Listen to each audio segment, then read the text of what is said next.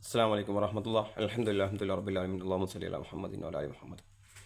പ്രിയപ്പെട്ടവരെ, പല മരണ വാർത്തകളും കേൾക്കുമ്പോൾ, കുട്ടികളുടെയൊക്കെ മരണം കേൾക്കുമ്പോൾ, അല്ലെങ്കിൽ പല ആക്സിഡൻറ്റുകളും കാണുമ്പോൾ, വല്ലതും കേൾക്കുമ്പോൾ നമുക്ക് ഭയങ്കര പ്രയാസം തോന്നാറുണ്ട്. എന്തുകൊണ്ട് അങ്ങനെ അവരുടെ ജീവിതത്തിൽ അങ്ങനെ നടക്കുന്നു എന്ന്.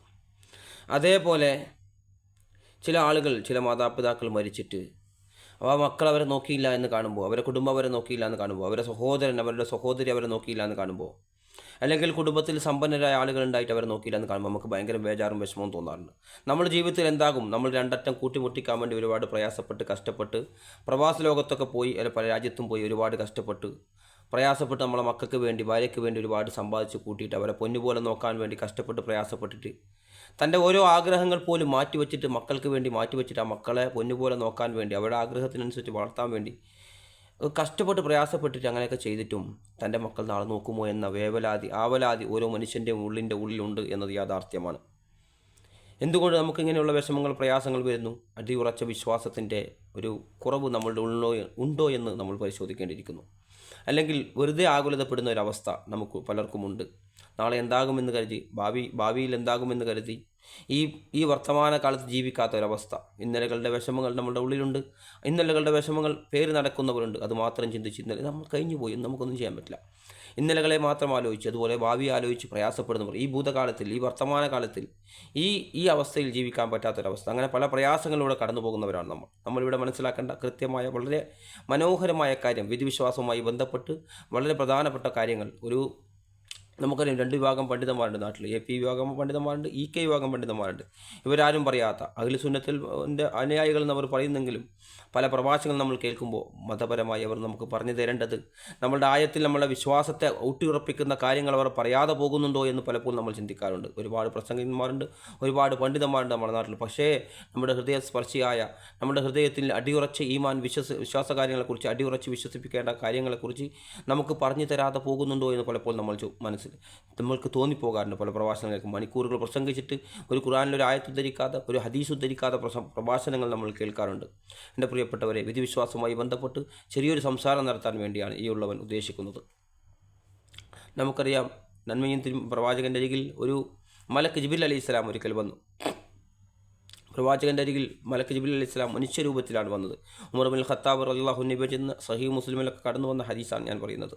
അപ്പോൾ ഉമർ ബിൻ ഖത്താബ് റളിയല്ലാഹു അൻഹു റിപ്പോർട്ട് ചെയ്യുന്ന ഹദീസിൽ പ്രവാചകൻ്റെ അരികിലേക്ക് മനുഷ്യരൂപത്തിൽ മലക്ക് ജിബ്രീൽ അലൈഹിസ്സലാം വന്നു. നമുക്കറിയാം, പ്രവാചകൻ്റെ അരികിൽ ഒരാൾ വന്ന് എന്നൊക്കെ ചോദിക്കുമ്പോൾ സഹാബികൾ വളരെ ശ്രദ്ധയോടെ കേൾക്കും. അപ്പോൾ ഇവിടെ ഹദീസ് ജിബ്രീൽ എന്ന പേരിൽ പ്രസിദ്ധമായ ഹദീസാണിത്.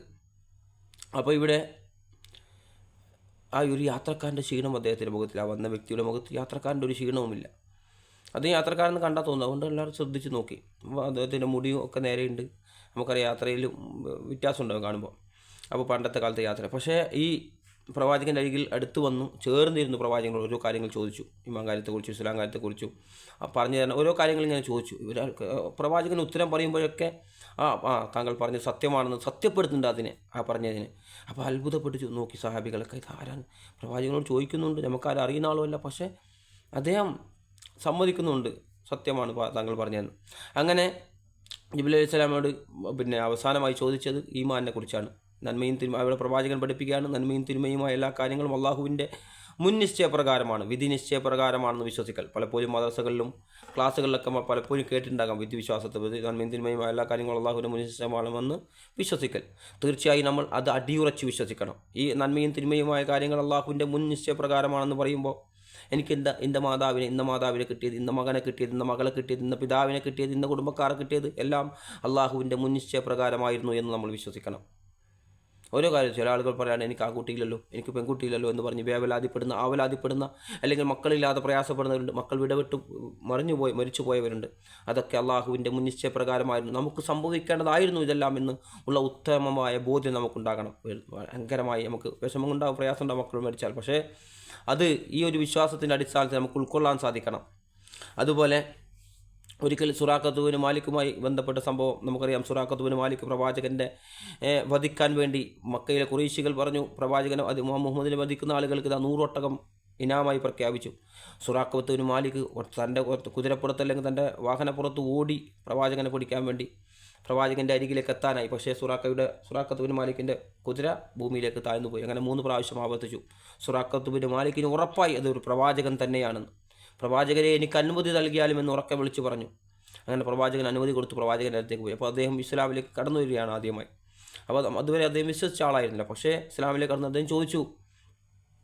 അദ്ദേഹം പ്രവാചകനോട് ചോദിക്കുന്ന സംഭവം സുറാഖത്ത് മാലിക്കിൻ്റെ സംഭവം സഹീഹ് മുസ്ലിമിലാണ്. സഹീഹ് മുസ്ലിമിൽ 2648 ഹദീസായി കടന്നു വരുന്ന ഒരു ഭാഗം. അവിടെ സുറാഖത്ത് ബിൻ മാലിക് ചോദിക്കും, പ്രവാചകരെ എല്ലാം പൂർണ്ണമായുള്ള ഒരു കാര്യത്തിലാണോ നമ്മൾ പ്രവർത്തിക്കേണ്ടത്? വിധിവിശ്വാസവുമായി ബന്ധപ്പെട്ടത് ചോദിക്കുക. അപ്പോൾ പറഞ്ഞു, അതെ, തീർച്ചയായും വിധി നിർണ്ണയിക്കപ്പെട്ട് കഴിഞ്ഞു, പേന ഉയർത്തപ്പെട്ട് കഴിഞ്ഞു എന്ന് പ്രവാചകൻ പറഞ്ഞു. എല്ലാവരുടെയും വിധി പൂർണ്ണമായി എഴുതപ്പെട്ട് കഴിഞ്ഞു. അപ്പോൾ സുറാഖത്ത് ബിൻ മാലിക് വീണ്ടും ചോദിച്ചു അത്ഭുതത്തോടെ, പ്രവാചകരെ അങ്ങനെയാണെങ്കിൽ നമ്മൾ എന്തിനു വേണ്ടിയാണ് പ്രവർത്തിക്കുന്നത്? എല്ലാം വിധി എഴുതപ്പെട്ട് കഴിഞ്ഞില്ലേ? ചില ആളുകൾ ഇന്നും ചോദിക്കാറുണ്ട് അങ്ങനെയുള്ള ചോദ്യങ്ങൾ. എല്ലാം രേഖപ്പെട്ട് കഴിഞ്ഞാൽ എൻ്റെ വിധിയാണല്ലോ അത്, എൻ്റെ ഇതാണല്ലോ അത്. പക്ഷേ പ്രവാചകൻ പറഞ്ഞു, ആരെങ്കിലും ഒരു നന്മയിലേക്കാണ് നന്മയാണ് അവൻ ഉദ്ദേശിച്ചതെങ്കിൽ ആ നന്മയിലേക്ക് അവന് എളുപ്പമാകും. അതാണ് ആ വിധിയുടെ ഇത്. നന്മയാണ് അവന് അള്ളാഹു സുബ്ഹാനഹു വ തആല ഉദ്ദേശിച്ചെങ്കിൽ അവന് അത് എളുപ്പമാകും. അതേപോലെ കുട്ടികളുമായി ബന്ധപ്പെട്ട് നമുക്കറിയാം, കുട്ടികളുടെ ജനനവുമായി ബന്ധപ്പെട്ട് വിശുദ്ധ ഖുർആനിലെ ഒരു അധ്യായം സൂറത്തുൽ മുഅ്മിനൂൻ 23-ാം അധ്യായത്തിലെ ഒരു ഭാഗം 10 മുതൽ താഴെയുള്ള ഭാഗം നിങ്ങൾ വായിക്കുകയാണെങ്കിൽ അവിടെ അള്ളാഹു സുബ്ഹാനഹു വ തആല പറയുന്നുണ്ട്, സുമ്മ ഖലഖന നുത്ഫത അലഖതൻ ഫഖലഖന അലഖത മുദ്ഗതൻ ഫഖലഖന മുദ്ഗത ഇലാമൻ ഫഖസവന ഇലാമ ലഹ്മ സുമ്മ അൻശഅനാ ഖൽഖൻ ആഖറ ഫതബാറകല്ലാഹു അഹ്സനുൽ ഖാലിഖീൻ.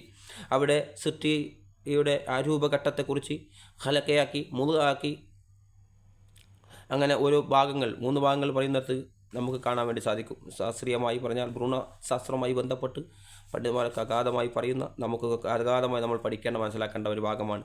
അതേപോലെ ഇവിടെ ഒരു കുട്ടി സഹീഹ് മുസ്ലിമിൽ കടന്നു വരുന്ന ഹദീസിൽ പ്രവാചകൻ സല്ലല്ലാഹു അലൈഹി വസല്ലം പറയുകയാണ്, ഒരു കുട്ടി ഈ ജനിക്കുന്ന സമയത്ത് 120 ദിവസമാകുമ്പോൾ, അതായത് ഖലഖയായി മുദ്ഗയായി നുത്ഫയായി ഈ 3 ഘട്ടങ്ങൾ, ഭ്രൂണത്തിൻ്റെ ഈ 3 ഘട്ടങ്ങൾ, അപ്പോൾ ഈ 120 ദിവസമാകുമ്പോൾ, അതായത് ഓരോ ഘട്ടവും 40 ദിവസം കൂട്ടാം, 40 ദിവസമായി 120 ദിവസമാകുമ്പോൾ ഒരു മലക്ക്, അതായത് 4 മാസം പ്രായമാകുമ്പോൾ ഒരു മലക്ക് അവനിലേക്ക് കടന്നു വരും. ഒരു മലക്ക് കടന്നു വന്നിട്ട് 120 ദിവസമാകുമ്പോൾ സഹീഹ് മുസ്ലിമിലെ കടന്നു വന്ന ഹദീസാണ്. സഹീഹ് ബുഖാരിയിലും ഒരുപോലെ കടന്നു വന്ന ഹദീസ്. സഹീഹ് ബുഖാരിൽ 3208, സഹീഹ് മുസ്ലിമിലെ 2643 ഹദീസായി കടന്നു വരുന്നൊരു ഭാഗം. അവിടെ പ്രവാചകൻ പറയുകയാണ്, ഈ 120 ദിവസമാകുമ്പോൾ ഒരു മലക്കവനിലേക്ക് കടന്നു വരും. എന്നിട്ട് അള്ളാഹുവിൻ്റെ അനുമതി പ്രകാരം കടന്നു വന്നിട്ട് എല്ലാം രേഖപ്പെടുത്തി വെക്കും. ആ കുട്ടിയെ സംബന്ധിച്ച്, ആ കുട്ടിയെ സംബന്ധിച്ച് രേഖപ്പെടുത്തി വെക്കും. എന്താണ് രേഖപ്പെടുത്തുന്നത്? അവൻ്റെ റിസ്ക്, അവൻ്റെ ജീവിത വിഭവം, എല്ലാം ജീവിതവും, അവൻ എന്തൊക്കെ ഭക്ഷണം കഴിക്കും, എന്തൊക്കെ ഇതാക്കും, എന്തൊക്കെ എവിടെയൊക്കെ അവന് സമ്പാദിക്കും, എന്തൊക്കെ ചിലവാക്കും, അതൊക്കെ അവിടെ രേഖപ്പെടുത്തപ്പെട്ട് കഴിഞ്ഞു. അതായത് നമ്മൾ പലപ്പോഴും പറയാറുണ്ട്, പല രീതിയിലും മോഷിച്ചും കഷ്ടപ്പെട്ടും തോപ്പിച്ചും ആളുകളെ വഞ്ചിച്ചും പല രീതിയിൽ പെട്ടെന്ന് കാശുണ്ടാക്കാൻ വേണ്ടി ശ്രമിക്കുന്ന ആളുകളുണ്ട്. പ്രിയപ്പെട്ടവരെ, അതിൻ്റെ ആവശ്യമില്ല. കാരണം നമുക്ക് നമ്മുടെ റിസ്ക് തീരുമാനിക്കപ്പെട്ട് കഴിഞ്ഞു. നമ്മൾ ഒരു പൊടി ഭക്ഷണമാണ്, ഒരു ആപ്പിളാണ് കഴിക്കേണ്ടെങ്കിൽ അത് കഴിച്ചിട്ടേ നമ്മൾ മരണപ്പെടൂ. ഒരു ദീനാറാണ് നമ്മൾ സമ്പാദിക്കേണ്ടെങ്കിൽ അധികമായി ആ ദീനാർ നമ്മുടെ കയ്യിലെത്തിയിട്ടേ നമ്മൾ മരണപ്പെടൂ എന്നതാണ് യാഥാർത്ഥ്യം. അപ്പോൾ നമുക്ക് കണക്കാക്കിയ റിസ്ക് അത് ഒട്ടും പിറകോട്ടാവുകയില്ല, അത് പൂർണ്ണമായി നമുക്ക് നൽകപ്പെടും. അത് ചില ആളുകൾ ധൃതി കൂട്ടുന്നു എന്നൊരു സംഭവം പറഞ്ഞാൽ നിങ്ങൾക്കത് മനസ്സിലാകുമെന്ന് ഞാൻ വിചാരിക്കുന്നു. ഇവിടെ ഒരു പണ്ഡിതനായ മനുഷ്യൻ തൻ്റെ ഭാണ്ഡവുമായി പഴയകാല യാത്രയിൽ തൻ്റെ ഭാണ്ഡവുമായി വന്നു. തൻ്റെ ഭാണ്ഡവുമായി വന്നിട്ട് പള്ളിയിൽ വെക്കുമ്പോൾ ഒരു സാധാരണ ഒരാളുണ്ടായിരുന്നു അവിടെ ഇരിക്കുന്നു. അപ്പോൾ അദ്ദേഹത്തോട് പറഞ്ഞു, എൻ്റെ ഭാണ്ഡവും എൻ്റെ ഈ ചെരുപ്പും ഒന്ന് നിങ്ങൾ നോക്കണം, പഴയകാലത്താണ്. അപ്പോൾ അദ്ദേഹം അങ്ങനെ നിസ്കരിക്കാൻ വേണ്ടി പള്ളിയിലേക്ക് കയറി. പള്ളിയിലേക്ക് വരുമ്പോഴേക്ക് ഭാണ്ഡ അവിടെയുണ്ട്. അദ്ദേഹത്തിന് നല്ല ചെരുപ്പായിരുന്നത്, അദ്ദേഹത്തിൻ്റെ ചെരുപ്പ് കാണാനില്ല.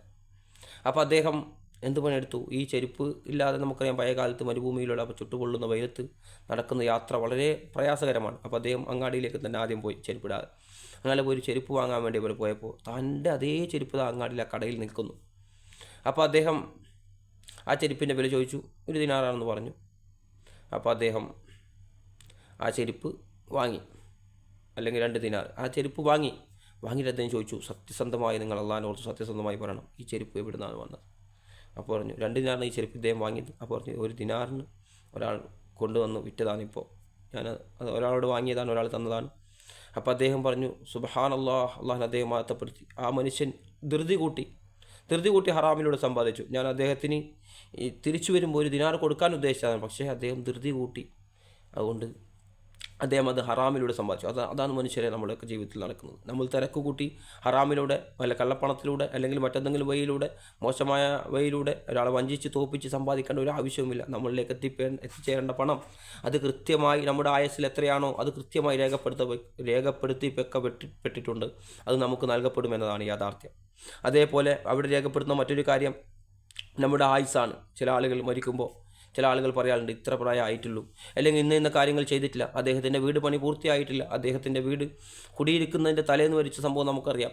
അപ്പോൾ അങ്ങനെയുള്ള വാഹനം വാങ്ങി 2 ദിവസമേ ആയിട്ടുള്ളൂ, അല്ലെങ്കിൽ അദ്ദേഹം ഒരു സ്ഥലത്തും യാത്ര പോകാത്ത ഒരാളാണ്, ആദ്യമായിട്ടാണ് ഇന്നൊരു യാത്ര പോയത് എന്നൊക്കെ നമ്മൾ പറയാറുണ്ട്. പ്രിയപ്പെട്ടവരെ, ഇത് ഒരു സ്ഥലത്തേക്കാണ് അള്ളാഹു സുബ്ഹാനഹു വ തആല അവന് മരണം വിധിച്ചത് എങ്കിൽ കൃത്യമായി ആ സ്ഥലത്തേക്ക് അവൻ എത്തും. ഒരു കച്ചവടത്തിനോ ഒരു വിനോദത്തിനോ മറ്റെന്തെങ്കിലും ആവശ്യത്തിനോ സുഹൃത്തിനെ കാണാനോ കുടുംബത്തെ കാണാനോ എങ്ങനെയെങ്കിലും അദ്ദേഹം ആ സ്ഥലത്തേക്ക് എത്തിപ്പെടും. അതല്ല, ഒരു യുദ്ധവുമായി ബന്ധപ്പെട്ട് നമുക്കറിയാം, യുദ്ധവുമായി ബന്ധപ്പെട്ട് പഴയ കാലത്ത് ഒരു യുദ്ധത്തിന് പോകാതെ ചില ആളുകൾ മാറിയിരുന്നു. അപ്പോൾ അവർ പറഞ്ഞ ന്യായം വിശുദ്ധ ഖുർആൻ അല്ലാഹു സുബ്ഹാനഹു വ തആല വിശദീകരിക്കുന്നുണ്ട്. അവർ പറഞ്ഞ ന്യായം മരണം ഭയന്നുകൊണ്ട് അവരിയ്ക്കുകയാണ്. പല ന്യായങ്ങൾ അവർ പറഞ്ഞു. പക്ഷേ അല്ലാഹു സുബ്ഹാനഹു വ തആല പറഞ്ഞു, അല്ല, അവരറിയില്ലേ പ്രവാചകരെ, അവർക്കറിയില്ലേ മരണം വിധിക്കപ്പെട്ടാൽ ആ സ്ഥലത്തേക്ക് അവർ ഓടിയെടുക്കുന്നതാണ് എന്ന്. അപ്പോൾ അവർ വിചാരിക്കുന്നത് അവിടെ പോയാൽ മരിക്കൂ, യുദ്ധത്തിന് പോയാൽ മരിക്കുന്നു. പക്ഷേ അവർക്ക് ആ യുദ്ധക്കളത്തിൽ അല്ലാഹു സുബ്ഹാനഹു വ തആല മരണം വിധിച്ചിട്ടുണ്ടെങ്കിൽ അവർ ആ യുദ്ധക്കളത്തിലേക്ക് ഓടിയെടുക്കുന്നതാണ്. അല്ല, ഇതിലേക്ക് വരാം. അതിനു മുമ്പ് ആ 4 കാര്യങ്ങളൊന്ന് വിശദീകരിക്കാം. അവൻ്റെ ആയുസ്, അവൻ്റെ കർമ്മങ്ങൾ, അതുപോലെ സൽക്കർമ്മം പ്രവർത്തിക്കുമോ ദുഷ്കർമ്മങ്ങൾ പ്രവർത്തിക്കുമോ എന്ന് പൂർണ്ണമായി അല്ലാഹു സുബ്ഹാനഹു വ തആല അവൻ്റെ അറിവ് കൊണ്ട് ആ മലക്കിലൂടെ അവിടെ രേഖപ്പെടുത്തി വെക്കുകയാണ്. കുട്ടി ജനിക്കുമ്പോൾ തന്നെ 120 ദിവസമാകുമ്പോൾ തന്നെ എല്ലാ കാര്യങ്ങളും അവിടെ രേഖപ്പെടുത്തപ്പെട്ടു കഴിഞ്ഞു. അതേപോലെ നമ്മൾ മനസ്സിലാക്കേണ്ടത് മരണവുമായി ബന്ധപ്പെട്ട് മറ്റൊരു സംഭവം ഇദ്രീസ് അലൈഹിസ്സലാമിൻ്റെ സംഭവമാണ്. പണ്ഡിതന്മാർ ഇബ്നു കസീറിനെ പോലുള്ള ഇമാം ഖുർത്തുബിയെ പോലുള്ള ആളുകൾ റിപ്പോർട്ട് ചെയ്ത ഒരു സംഭവം, പ്രവാചകനിൽ നിന്ന് ഉദ്ധരിക്കുന്നതായിട്ട് അല്ലെങ്കിൽ അവർ റിപ്പോർട്ട് ചെയ്തൊരു സംഭവം. ഈ ഒരു പ്രവാചകൻ, പഴയകാല പ്രവാചകൻ ഇദ്രീസ് അലൈഹിസ്സലാം, അദ്ദേഹത്തിൻ്റെ ഒരു ആഗ്രഹം ഉണ്ടായി ഒരുപാട് കാലം ജീവിക്കണം, ഒരുപാട് കാര്യങ്ങൾ, ഒരുപാട് നല്ല നല്ല കാര്യങ്ങൾ ചെയ്ത് കർമ്മങ്ങൾ ചെയ്ത് അള്ളാഹുവിലേക്ക് കൂടുതൽ അടുക്കാൻ വേണ്ടി, തഖ്വയോടുകൂടി, നമുക്കറിയാം പ്രവാചകന്മാരുടെ തഖ്വ. അപ്പോൾ അങ്ങനെ ജീവിക്കാൻ വേണ്ടി അദ്ദേഹം ആഗ്രഹിച്ചു. അങ്ങനെ ഒരുപാട് കാലം ജീവിക്കാൻ അദ്ദേഹം തോന്നി. എത്ര കാലം ആയുസ്സുണ്ടെന്ന് അദ്ദേഹത്തിന് അറിയാൻ തോന്നി, പ്രവാചകനാണല്ലോ. അതുകൊണ്ട് മലക്കോട് ചോദിച്ചു. അപ്പോൾ മലക്ക് പറഞ്ഞു, മലക്ക് ജിബിലാകാം അല്ലെങ്കിൽ മറ്റൊരു മലക്കാകാം, ജിബിൽ അലൈഹിസ്സലാം അല്ലെങ്കിൽ മറ്റൊരു മലക്ക്. അപ്പോൾ അദ്ദേഹത്തിനും അത് അറിയില്ല. അപ്പോൾ അദ്ദേഹം പറഞ്ഞു, മലക്കുൽ മൗത്ത്, റൂഹിനെ പിടിക്കുന്ന മലക്ക് 4-ാം ആകാശത്ത്, നമുക്ക് അവിടേക്ക് പോകാമെന്ന് പറഞ്ഞ് ഈ മലക്കിൻ്റെ ചിറകിലേറിക്കൊണ്ട് ഈ പ്രവാചകൻ 4-ാം ആകാശത്തേക്ക് പോയി. 4-ാം ആകാശത്തേക്ക് പോയപ്പോൾ അവിടെ വെച്ച് മലക്കുൽ മൗത്തിനെ കണ്ടു, റൂഹിനെ പിടിക്കുന്ന മലക്കിനെ കണ്ടു. ചോദിച്ചു ഈ അദ്ദേഹത്തിൻ്റെ ആയുസ്സത്തിൽ. അപ്പോൾ അദ്ദേഹം അത്ഭുതപ്പെട്ടുകൊണ്ട് പറഞ്ഞു, 4-ാം ആകാശത്ത് വെച്ച് ഇദ്ദേഹത്തിൻ്റെ ആത്മാവിനെ പിടിക്കണമെന്ന് അല്ലാഹു സുബ്ഹാനഹു വ തആല എനിക്കിതാ കൽപ്പന നൽകിയിരിക്കുന്നു. ഞാൻ അത്ഭുതപ്പെട്ടു പോയി. എങ്ങനെയാണ് 4-ാം ആകാശത്ത് വെച്ച് ആ ഭൂമിയിലിരിക്കുന്ന മനുഷ്യൻ്റെ ആയുസ്സിനെ പിടിക്കാൻ അല്ലാഹു സുബ്ഹാനഹു വ തആല എന്നോട് പറഞ്ഞു. അപ്പോൾ അതാ ഈ 4-ാം ആകാശത്ത് എത്തിയിരിക്കുന്നു ഈ മനുഷ്യൻ, ഈ പ്രവാചകൻ. അത്രയുമാണ്, അതാണ് വിധി, അതാണ് അദ്ദേഹത്തിന് നിശ്ചയിക്കപ്പെട്ട സ്ഥലം, അവിടേക്ക് അദ്ദേഹം എത്തി. അതേപോലെ പലപ്പോഴും പല വിധിയിലും നമുക്ക് ഒരു വിഷമം തോന്നാം. ചില കുട്ടികൾ മരിക്കുമ്പോൾ, ചില ആക്സിഡൻറ്റുകൾ സംഭവിക്കുമ്പോൾ, ചില മരണങ്ങൾ കാണുമ്പോൾ നമുക്ക് വിഷമം തോന്നാറുണ്ട്. എന്തുകൊണ്ട്? അവിടെ എന്താണ് നീതി? അല്ലേ, നമ്മൾ ദുനിയാവിൻ്റെ കണ്ണിലൂടെ, നമ്മുടെ കണ്ണിലൂടെ നോക്കുമ്പോൾ പലപ്പോഴും ഒരുപാട് പാവപ്പെട്ടവരുണ്ട്. പലവരും ഇസ്ലാം വിമർശകരായ ആളുകൾ പറയാറുണ്ട്, പാവപ്പെട്ടവർക്ക് ഭക്ഷണം കൊടുക്കാതെ ദൈവം എന്തിന്? എന്നാൽ നമ്മൾ മനസ്സിലാക്കേണ്ട കാര്യം, ഒരുപാട് പണക്കാരായ ആളുകളുണ്ട്, സമ്പത്ത് ഇങ്ങനെ പിടിച്ചു വെച്ച ആളുകൾ, ഒരു ചിലവും എടുത്താത്ത ആളുകൾ, അവർ നൽകുകയാണെങ്കിൽ പാവപ്പെട്ടവരേ ഉണ്ടാകില്ല. പക്ഷേ ഭൂമിയുടെ ഘടന അല്ലാഹു സുബ്ഹാനഹു വ തആല വെച്ചത് അങ്ങനെ. ഒരുപാട് പാവപ്പെട്ടവരുണ്ട്, പണക്കാരുണ്ട്, ദരിദ്രരുണ്ട്, സമ്പന്നരുണ്ട്, വികലാംഗരായ ആളുകളുണ്ട്, കയ്യും കണ്ണും കാലും നേരെയുള്ള ആളുകളുണ്ട്, അല്ലാതെ വികലാംഗരായ ആളുകളുണ്ട്. ഈ ക്രമം അല്ലാഹു സുബ്ഹാനഹു വ തആല ഇങ്ങനെയാണ് വെച്ചത്, ഇങ്ങനെയാണ് സൃഷ്ടിച്ചത്. നമുക്കറിയില്ല അതിൻ്റെ പിന്നിലെ യുക്തി, പലതിൻ്റെയും പിന്നിലെ യുക്തി നമുക്കറിയില്ല. എന്താണ് അതിൻ്റെ പിന്നിലെ യുക്തി? അല്ലാഹു സുബ്ഹാനഹു വ തആല അതുകൊണ്ട് ഉദ്ദേശിച്ചത് എന്താണ് തീരുമാനിച്ചത്? അതിലൂടെ മറ്റുള്ളവർക്ക് എന്താണ് ഗുണമാണുള്ളതെന്ന് ഒരുപാട് നമ്മൾ പഠിക്കുകയും മനസ്സിലാക്കുകയും ചെയ്യേണ്ടിയിരിക്കുന്നു. പലതിൻ്റെയും യുക്തി നമുക്കറിയില്ല. കാരണം അറിവിൽ നിന്ന് പ്രവാചകരെ അവരോട് അറിവിൽ നിന്ന് ഒരല്പം മാത്രമേ അവർക്ക് നൽകപ്പെട്ടിട്ടുള്ളൂ എന്ന്. എത്ര ശാസ്ത്രീയമായി ഉന്നതമായി പഠിച്ച ആളുകളാണെങ്കിൽ പോലും, എത്ര പുസ്തകങ്ങൾ വായിച്ചാൽ, ഗ്രന്ഥങ്ങൾ വായിച്ചാൽ, നിങ്ങൾ പോയി കണ്ടോളൂ, സംസാരിച്ചോളൂ. അവരോട് ചോദിക്കും, നിങ്ങൾ അറിവിൽ നിന്ന് എത്ര പഠിച്ചു? അവർ പറയും, ഒരല്പം മാത്രം, ഞാൻ ഇനി വിശാലമായി പഠിക്കാതിരിക്കുന്നു. ആകാശഭൂമികളെക്കുറിച്ച് പഠിച്ച ആളുകൾ, ആകാശത്തെക്കുറിച്ച് പഠിച്ച ആളുകൾ, നക്ഷത്രത്തെക്കുറിച്ച്, ഗാലക്സികളെക്കുറിച്ച്, ഹൈഡ്രോണുകൾ, അങ്ങനെ പലതിനെയും കുറിച്ച് പഠിച്ച ആളുകളോട് നമ്മൾ ചോദിച്ചു നോക്കിയാൽ അവർ പറയുന്നത്, നമ്മൾ കണ്ടെത്തിയത് ഒരു പൊട്ടാണ്, ഒരു പൊട്ട് മാത്രമേ കണ്ടെത്തിയിട്ടുള്ളൂ, അത്രയും കുറച്ച് മാത്രമേ കണ്ടെത്തിയിട്ടുള്ളൂ, ബാക്കി കണ്ടെത്താനിരിക്കുന്നു എന്നാണ് അവരും പറയുക. അതുപോലെ നമുക്ക് അറിവിൻ്റെ വളരെ കുറച്ച് മാത്രമേ നമുക്ക് നൽകപ്പെട്ടുള്ളൂ. യുക്തിപരമായി നമ്മൾ മനസ്സിലാക്കേണ്ട മറ്റൊരു വിഷയം പറയാം ഞാൻ. ഒരു ഉദാഹരണത്തിലൂടെ പ്രവാചകൻ പല കാര്യങ്ങളും ഉദാഹരണത്തിലൂടെയും ഉപമയിലൂടെയും കഥകളിലൂടെയും പഠിപ്പിച്ചിട്ടുണ്ട്. അതെന്തിനു വേണ്ടിയെന്ന് വെച്ചാൽ തൻ്റെ അനുയായികൾക്ക് അത് പെട്ടെന്ന് മനസ്സിലാക്കാൻ, അവർക്ക് പെട്ടെന്ന് ഉൾക്കൊള്ളാൻ വേണ്ടി, പെട്ടെന്ന് മനസ്സിലാക്കാൻ വേണ്ടി പല കാര്യങ്ങളും അങ്ങനെ പ്രവാചകൻ സംസാരിച്ചത് നമുക്ക് കാണാൻ വേണ്ടി സാധിക്കും. ഇവിടെ ഒരു പ്രവാചകൻ, ബനി ഇസ്രായേലിൽപ്പെട്ട ഒരു പ്രവാചകൻ പുഴക്കരയിലിരിക്കുകയാണ്. അപ്പുറത്തെ പുഴക്കരയിൽ നടക്കുന്ന ഒരു സംഭവം അദ്ദേഹം കാണുകയാണ്. ഒരു യോദ്ധാവായ മനുഷ്യൻ, ഒരു നല്ല യോദ്ധാവായ മനുഷ്യൻ, ഒരു പട്ടാളക്കാരൻ നമുക്ക് പറയാറില്ല, അതുപോലെ ഒരു യോദ്ധാവായ മനുഷ്യൻ വന്നു. പുഴക്കരയിൽ വരുമ്പോൾ ഒരു സഞ്ചി ആ പുഴയുടെ കരയിൽ വെച്ചുകൊണ്ട് അദ്ദേഹം കുളിക്കാൻ വേണ്ടി പോയി. അദ്ദേഹം കുളിക്കാൻ വേണ്ടി പോയപ്പോൾ ആ സഞ്ചി അവിടെ വെച്ചു. അങ്ങനെ അദ്ദേഹം കുളിച്ചു വന്നു, അദ്ദേഹം പോയി. പിന്നീട് വന്ന ഒരു കുട്ടിയാണ്, അവിടെ കടന്നു വന്നത് ഒരു കുട്ടിയാണ്. ആ കുട്ടി പണസഞ്ചി കണ്ടു, കുട്ടി എടുത്തുകൊണ്ട് അത് എടുത്തുകൊണ്ട് പോയി. മൂന്നാമത് വന്ന ഒരു വൃദ്ധനായ മനുഷ്യനാണ്. ആ വൃദ്ധനായ മനുഷ്യൻ വന്ന് കുളിക്കാൻ ഇറങ്ങി. പക്ഷെ അപ്പോഴേക്കും യോദ്ധാവിന് ഓർമ്മ വന്നു താൻ ആ പണസഞ്ചി അവിടെ വെച്ചിട്ടുണ്ട്. അദ്ദേഹം തിരിച്ചു വരുമ്പോഴേക്കും കാണുന്ന ഈ വൃദ്ധനാണ്. വൃദ്ധനോട് ചോദിച്ചു, എൻ്റെ പണസഞ്ചി എവിടെ? അദ്ദേഹം പറഞ്ഞു, ഞാൻ കണ്ടിട്ടില്ല, ഇപ്പോൾ വന്ന ഞാനറിയില്ല. അപ്പോൾ അദ്ദേഹത്തെ വധിച്ചു കളഞ്ഞു. ഈ പുഴക്കരയിലിരിക്കുന്ന ഇപ്പുറത്തെ ഭാഗത്തിരിക്കുന്ന ഇത് കാണുന്ന പ്രവാചകൻ അത്ഭുതപ്പോയി. ഇതെന്താണ്, ഇതിൻ്റെ പിന്നിൽ എന്താണ് യുക്തി? തൻ്റെ കണ്ണുകൊണ്ട് കാണുമ്പോൾ അതിലൊരു ന്യായവും കാണുന്നില്ല, ഒരു നീതിയും കാണുന്നില്ല. ഭയങ്കരമായ അനീതിയാണ് ഇവിടെ നടന്നിരിക്കുന്നത്. ഒരു കൊലപാതകമാണ് അതിൻ്റെ കാരണത്താൽ നടന്നിരിക്കുന്നത്. അദ്ദേഹത്തിന് ഭയങ്കര ആശങ്കയുണ്ടായി. അദ്ദേഹം അള്ളാഹുവിനോട് ചോദിച്ചു, അള്ളാഹുവേ, എന്താണ് ഇതിൻ്റെ യുക്തി, ഇതിൻ്റെ പിന്നിലെ നീതി, ഇതിൻ്റെ പിന്നിലെ നിൻ്റെ ഖദർ, നിൻ്റെ വിധി, എന്താണത് ഖദർ എന്ന് ചോദിക്കുമ്പോൾ അള്ളാഹു സുബ്ഹാനഹു വ തആല ആ പ്രവാചകൻ അത് വിശദീകരിച്ചു കൊടുത്തു. ആദ്യം വന്ന വ്യക്തി യോദ്ധാവിന് യോദ്ധാവിൻ്റെ പിതാവ് ഒരു പണം കൊടുക്കാണ്ടായിരുന്നായിരിക്കും ഈ കുട്ടിയുടെ പിതാവിന്. അതാണ് ആ പണസഞ്ചി. ആ കുട്ടിക്ക് കറക്റ്റായി, ആ കുട്ടി നമുക്കറിയാം അനന്തരമായ സ്വത്ത് കിട്ടുന്ന പോലെ തൻ്റെ പിതാവിന് കിട്ടേണ്ട സ്വത്ത് തൻ്റെ മകനിലേക്ക് എത്തിച്ചേർന്നു. അതേപോലെ ഈ വൃദ്ധൻ ആരും അറിയാത്ത ഒരാളെ വധിച്ചിരുന്നു പണ്ട്, ആരും അറിയില്ല ഒരാളെ വധിച്ചത്. പക്ഷേ അതിലൂടെ, ഈ ശിക്ഷയിലൂടെ അല്ലാഹു സുബ്ഹാനഹു വ തആല നടപ്പിലാക്കി ഈ യോദ്ധാവിലൂടെ ആ ശിക്ഷ. അതേപോലെ ഇതിപ്പോൾ അറിയുമ്പോൾ നമുക്കത് ആ വിധി പൂർണ്ണമായി നമുക്ക് ഉൾക്കൊള്ളാൻ സാധിച്ചു. പക്ഷേ പലതിൻ്റെയും യുക്തി നമുക്കറിയില്ല. ഇപ്പോൾ സൂറത്ത് കഹ്ഫുമായി ബന്ധപ്പെട്ട് നമ്മൾ മനസ്സിലാക്കാറുണ്ട്. വെള്ളിയാഴ്ചകളിൽ നമ്മൾ പാരായണം ചെയ്യുന്ന സൂറത്ത് കഹ്ഫിലെ ഒരു സംഭവം, മൂസാ നബി അലൈഹി സ്വലാമും ഖിദർ അലൈഹി സ്വലാമുമായി ബന്ധപ്പെട്ടൊരു സംഭവം.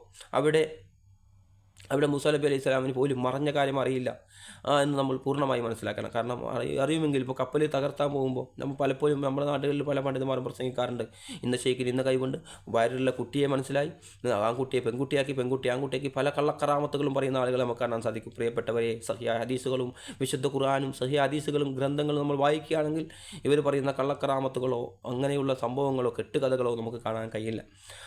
ഇവിടെ ഒരു പ്രവാചകനാണ്, മൂസാ നബി അലൈഹി സ്വലാമിന് മനസ്സിലാകുന്നില്ല. അതുപോലെ നമുക്കറിയാം, ഞാൻ നേരത്തെ പറഞ്ഞ സംഭവം, അവിടെ ജിബ്രീൽ അലൈഹി സ്വലാം മനുഷ്യരൂപത്തിൽ വന്നിട്ട് ഉമർ ഇബ്നുൽ ഖത്താബ് റളിയല്ലാഹു അൻഹു, നമുക്കറിയാം ഔലിയാക്കന്മാരുടെ നേതാവാണ് ഉമർ ഇബ്നുൽ ഖത്താബ് റളിയല്ലാഹു അൻഹു പോലെ പ്രഗത്ഭരായ സഹാബികൾ, ഉസ്മാൻ റളിയല്ലാഹു അൻഹു, അലി റളിയല്ലാഹു അൻഹു, പ്രഗത്ഭരായ സഹാബികളുടെ പ്രവാചകൻ്റെ കൂടെ. എന്നിട്ട് ആർക്കും ഇത് ജിബ്രീൽ അലൈഹി സ്വലാം മനുഷ്യരൂപത്തിൽ വന്നതാണെന്നവർക്ക് മറഞ്ഞ ഒരു കാര്യം അറിയാൻ സാധിക്കുന്നില്ല. മറഞ്ഞ ഒരു കാര്യം ഒരാൾക്കും അറിയില്ല. പ്രവാചകൻ തന്നെ പറഞ്ഞിട്ടുണ്ട്, എനിക്ക് നാളെ എന്താണ് സംഭവിക്കുന്നത് എനിക്കറിയില്ല, ഒരിക്കലും അറിയില്ല. അതുപോലെ മൂസാ നബി അലൈഹി സ്വലാമും ഖിദർ അലൈഹി സ്വലാമും ഇങ്ങനെ നടന്നു പോകുമ്പോൾ അവർക്കൊരു കപ്പൽ കിട്ടി. അപ്പോൾ ആ കപ്പലിൽ കയറാൻ വേണ്ടിയിട്ട് അവർ അനുവാദം ചോദിച്ചു, കപ്പലിൽ കയറി. അപ്പോൾ ഖിദർ അലൈഹി സ്വലാം ഈ കപ്പൽ പൊളിച്ചു കളഞ്ഞു ഒരു സൈഡ്. അപ്പോൾ മൂസാ നബി അലൈഹി സ്വലാം ചോദിച്ചു, നിങ്ങൾ എന്തൊരു പണിയാണ് കാണിച്ചത്, അത്ര നല്ല കപ്പൽ എന്തിനാ പൊളിച്ചു കളഞ്ഞ്, നമുക്ക് ഇവർ ഒരു ഉപകാരം ചെയ്തില്ല, നമ്മളെ കയറ്റിയില്ലേ. അപ്പോൾ മൂസാ നബിയോട് മുന്നേ ഇവർ തമ്മിൽ കരാറുണ്ട്, ഞാൻ എന്ത് ചെയ്താലും അത് ചോദിക്കാൻ പാടില്ല. പക്ഷേ മൂസാ നബി മനുഷ്യനാണ്, അദ്ദേഹം കരുത്തനും ശക്തനുമായ പ്രവാചകനാണ്. അപ്പോൾ അദ്ദേഹം ചോദിച്ചു. അപ്പോൾ അദ്ദേഹം അപ്പോൾ പറയുന്നില്ല. അപ്പോൾ പറഞ്ഞു, എനിക്ക് പറ്റിപ്പോയി, ഞാനിത്, അങ്ങനെ 3 കാര്യങ്ങൾ സംഭവിക്കുന്നുണ്ട്, 2-3 കാര്യങ്ങൾ. അപ്പോൾ അവിടെ രണ്ടാമത് അദ്ദേഹം അത് പിന്നീട് വിശദീകരിച്ച് കൊടുക്കുന്നുണ്ട്. പക്ഷേ അതേപോലെ ഒരു മതിൽ പൊളിഞ്ഞു വീണായ മതിൽ, ഒരു ഗ്രാമത്തിലേക്ക്, ഒരു നാട്ടിലേക്ക് അവരെത്തി. അവിടെ ഒരു പൊളിഞ്ഞു വീഴാറുണ്ടായ മതിലുണ്ടായിരുന്നു. ആ മതിൽ പൊളിഞ്ഞു വീണിട്ടുണ്ട്. അപ്പോൾ ആ നാട്ടിലെ ആളുകൾ ഇവരെ സ്വീകരിക്കാൻ, ഇവർക്ക് വലിയ വിലയോ നിലയോ ഒന്നും കൽപ്പിച്ചില്ല, അവരെ സ്വീകരിച്ചില്ല, ഭക്ഷണം നൽകിയില്ല. എന്നിട്ട് പോലും ഖിദർ അലൈഹി സ്വലാം ആ മതിൽ നേരാക്കി. അപ്പോൾ മൂസാ നബി അലൈഹി സ്വലാം ചോദിക്കുന്നുണ്ട്. അതുപോലെ ഒരു കുട്ടിയെ വധിച്ച് കളയുന്നുണ്ട്, ഒരു മൈതാനത്തിലുള്ള ഒരു കുട്ടി. അതുമായി ബന്ധപ്പെട്ട് മൂസാ നബി ചോദിക്കുന്നുണ്ട് അത്ഭുതത്തോടെ, എന്ത് നിങ്ങൾ ഒരു ഇതുമില്ലാതെ ഒരു കുട്ടിയെ വധിച്ചത്, ആ മതിൽ നേരാക്കിയെന്ന് ഒക്കെ. അപ്പോൾ മൂസാ നബി അലൈഹി സ്വലാമിന് ഈ ഖിദർ അലൈഹി സ്വലാം വിശദീകരിച്ച് കൊടുക്കുകയാണ് പിന്നീട്. ആ മതിൽ നേരാക്കാനുള്ള കാരണം, ആ കപ്പൽ പൊളിക്കാനുള്ള കാരണം, അതിൻ്റെ പിന്നിൽ ഒരു ശക്തനായ ഭരണാധികാരി വരുന്നുണ്ട്. ബലമായി തൻ്റെ നല്ല കപ്പലുകളൊക്കെ ബലമായി പിടിച്ചെടുക്കുന്ന ഒരു രാജാവ് വരുന്നുണ്ടായിരുന്നു. അതുകൊണ്ട് ആ രാജാവിന് കാണുമ്പോൾ പൊളിച്ചു കളഞ്ഞാൽ പഴയ കപ്പൽ പൊളിഞ്ഞ കപ്പൽ പോലെ ഉണ്ടാകും. അതിനുവേണ്ടി അദ്ദേഹം അത് പൊളിച്ചു കളഞ്ഞു. അതേപോലെ ആ കുട്ടിയെ വധിച്ചു കളഞ്ഞത് ആ മാതാപിതാക്കൾക്ക്, ആ കുട്ടി പിന്നീട് ദ്രോഹം ചെയ്യും, ആ മാതാപിതാക്കൾ വലിയ ബുദ്ധിമുട്ടായി മാറും. അതുകൊണ്ട് ആ കുട്ടിയെ വധിക്കാനാണ് അള്ളാഹുവിൻ്റെ കൽപ്പന. അതേപോലെ അതിന് പകരം അള്ളാഹു സുബ്ഹാനഹു വ തആല അവർക്ക് നല്ല സന്താനങ്ങൾ കൊടുക്കാൻ വേണ്ടി ഇദ്ദേഹം പ്രാർത്ഥിച്ചു. അതേപോലെ ഇതെല്ലാം അള്ളാഹുവിൻ്റെ അനുമതി പ്രകാരം, അദ്ദേഹം അള്ളാഹുവിൽ നിന്ന് കിട്ടിയ അറിവിൻ്റെ അനുമതി പ്രകാരമാണ് ചെയ്യുന്നത്. അതേപോലെ ഈ മറ്റൊരു സംഭവം, മതിൽ നേരാക്കിയ സംഭവം, അതിൻ്റെ അടിയിൽ ഒരു വലിയ നദിയുണ്ട്. ആ മക്കൾക്ക് വേണ്ടി പിതാവ് സൂക്ഷിച്ചു വെച്ച നദി, അത് ആ അനാഥരായ മക്കൾക്ക് ഒരു പ്രായത്തിലെത്തുമ്പോൾ കിട്ടണമെന്ന് അല്ലാഹു സുബ്ഹാനഹു വ തആല ഉദ്ദേശിച്ചു. അതുകൊണ്ടാണ് ആ മതിൽ വീണ്ടും ഈ പ്രവാചകൻ നേരാക്കി. അതുപോലെയാണ് പലതിൻ്റെയും പിന്നിലെ യുക്തി, പലതിൻ്റെയും മരണത്തിൻ്റെ പിന്നിലുള്ള സംഭവങ്ങൾ നമുക്കറിയില്ല. പലതിൻ്റെയും യുക്തി നമ്മളുടെ ചെറിയ ബുദ്ധി വെച്ച് ചെറിയ ചിന്ത വെച്ച് നമ്മൾ ചിന്തിക്കുകയാണ്, പലതും ചിന്തിച്ച് കൂട്ടുകയാണ്. വിധിയിൽ അടിയുറച്ച വിശ്വാസം നമുക്കുണ്ടായിരിക്കണം. എങ്കിൽ മാത്രമേ നമുക്ക് ശാന്തിയും സമാധാനത്തോടെയും നമുക്ക് ജീവിക്കാൻ വേണ്ടി സാധിക്കൂ. മക്കൾ മരിച്ചു പോയ ആളുകൾക്ക് ഭയങ്കര പ്രയാസം ഉണ്ടാകും. കുട്ടികളൊക്കെ മരിക്കുമ്പോൾ അയൽവക്കത്ത്, നമ്മുടെ കുടുംബത്തിൽ, നമ്മുടെ നാടുകളിൽ കുട്ടികൾ മരിക്കുമ്പോൾ നമുക്ക് ഭയങ്കര പ്രയാസമുണ്ട്, വിഷമമുണ്ട്. പക്ഷേ പ്രവാചകൻ പറഞ്ഞൊരു വാക്ക്, കുല്ലു മൗലൂദിൻ യൂലദു അലൽ ഫിത്ര, എന്തായാലും മനുഷ്യൻ മരിക്കും. ഏതൊരു നഫ്സും, കുല്ലു നഫ്സിൻ സായിഖത്തുൽ മൗത്ത്, എല്ലാ ശരീരവും മരണത്തിൻ്റെ രുചി ആസ്വദിക്കുക തന്നെ ചെയ്യുമെന്ന് അള്ളാഹുവിൻ്റെ റസൂൽ പറഞ്ഞിട്ടുണ്ട്. അതുപോലെ അള്ളാഹു സുബ്ഹാനഹു വ തആല പറഞ്ഞിട്ടുണ്ട് വിശുദ്ധ ഖുർആൻ, എല്ലാവരും മരിക്കും. അങ്ങനെ മരിക്കാതെ സ്ഥിരമായി ജീവിക്കുന്ന ഒരാളാണ് പ്രവാചകന്മാരായിരുന്നു അങ്ങനെ ആകേണ്ടത്. പ്രവാചകന്മാർ പോലും ഈ ലോകത്ത് നിന്ന് വിട പറഞ്ഞിട്ടുണ്ട്. അതുപോലെ മക്കൾ മരിക്കുക എന്ന കാര്യം നമുക്ക് വളരെ പ്രയാസം ഉണ്ടാക്കും. മക്കൾ മരിക്കുമ്പോൾ, ഭാര്യ മരിച്ചതൊക്കെ പ്രവാചകൻ്റെ ഭാര്യമാർ മരിച്ച സമയത്ത്, ഖദീജ മരിച്ച സമയത്തുള്ള പ്രയാസവും വിഷമവും അത് വായിക്കുമ്പോൾ തന്നെ നമുക്ക് വളരെ പ്രയാസം തോന്നിപ്പോകും. അതുപോലെ ഒരു ഭർത്താവ് മരിച്ച ആളാണ് ഇത് വായിക്കുന്നെങ്കിൽ അവർക്ക് കൂടുതൽ ഉൾക്കൊള്ളാൻ വേണ്ടി സാധിക്കും. അതുപോലെ മക്കളുടെ മരണവുമായി ബന്ധപ്പെട്ട് പ്രവാചകൻ 7 മക്കളിൽ 6 മക്കളെയും, ചില ആളുകൾ വിചാരിക്കും നമുക്ക് മാത്രമേ പ്രയാസമുള്ളൂ, നമുക്ക് മാത്രമേ കുടുംബത്തിൽ മരണമുള്ളൂ, നമുക്ക് മാത്രമല്ല, പ്രവാചകന്മാരാണ് ഏറ്റവും കൂടുതൽ പരീക്ഷിക്കപ്പെട്ടത്.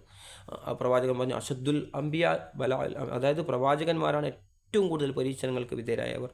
ഏറ്റവും കൂടുതൽ പ്രയാസത്തിലൂടെ, വിഷമത്തിലൂടെ പോയവർ പ്രവാചകന്മാരാണ്. എന്തുകൊണ്ട് പ്രവാചകന്മാരുടെ ചരിത്രങ്ങളും കഥകളും വായിക്കുകയും പഠിക്കുകയും ചെയ്യണം, അവരുടെ ചരിത്രങ്ങൾ മനസ്സിലാക്കണം എന്ന് പറയുന്നത്? നമുക്കൊരു വിഷമം വരുമ്പോൾ നമ്മളെക്കാൾ വിഷമം ഈ പ്രവാചകന്മാർ പോലും അനുഭവിച്ചിട്ടുണ്ട്. പിന്നെ നമ്മുടെ വിഷമം വളരെ നിസ്സാരമാണെന്ന് നമുക്ക് തോന്നാൻ, പലതും മനസ്സിലാക്കാൻ, പഠിക്കാൻ, ഉൾക്കൊള്ളാൻ, ഇങ്ങനെയാണ് ജീവിതം എന്ന് മനസ്സിലാക്കാൻ. അതേപോലെ പ്രവാചകൻ്റെ 7 മക്കളിൽ 6 പേരെയും സ്വന്തം കൈകൊണ്ട് കബറടക്കിയിട്ടാണ് പ്രവാചകൻ പോയത്. നമുക്കറിയാം, അബ്ദുള്ള, ഇബ്രാഹിം, ഖാസിം,